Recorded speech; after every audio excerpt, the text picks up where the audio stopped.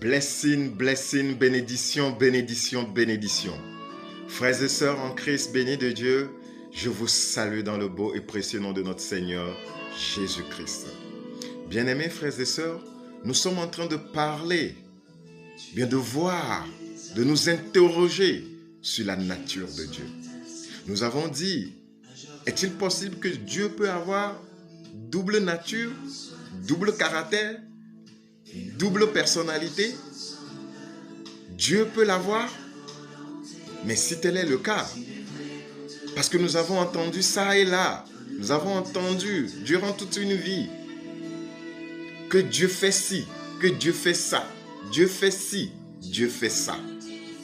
Mais, frères et sœurs, le seul endroit, comme nous l'avons déjà vu, le seul endroit où Dieu est révélé véritablement, c'est dans sa parole. Et Dieu veut qu'on lui pose des questions. Il a dit tout au long de sa parole que invoque-moi, je te répondrai. Dieu veut qu'on lui demande des choses et il va nous répondre. Mais pourquoi ne pas lui demander quelle est sa véritable nature? Parce qu'il est notre Père, nous devons savoir quelle est sa personnalité.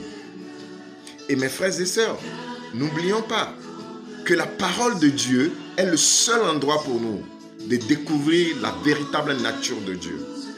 Et j'aimerais vous dire que la parole de Dieu, ce que nous appelons communément la Bible, n'est pas écrite dans un langage spirituel ou céleste, mais elle est écrite dans un langage humain. C'est pour cela que nous devons l'interpréter. Nous ne devons pas juste prendre la Bible comme cela, littéralement. Nous devons l'interpréter parce que c'est les humains qui ont écrit cela, que Dieu a inspiré et ils ont mis ça par écrit. Ils ont utilisé des formes d'expression.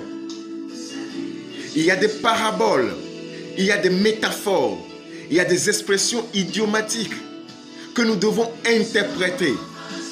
C'est pourquoi, bien-aimés et frères, nous devons demander à Dieu quelle est sa nature. Et Dieu va nous répondre. Et c'est ce que nous sommes en train de faire. Frères et sœurs en Christ, nous allons découvrir la véritable nature de Dieu. Quel est le véritable personnage de notre Père? Le Seigneur dont on parle la Bible. Celui qui nous a sauvés et aimés dès la fondation de ce monde. Nous allons le découvrir. Alors, restez scotchés et n'oubliez surtout pas, Dieu vous aime, je vous aime, c'est là.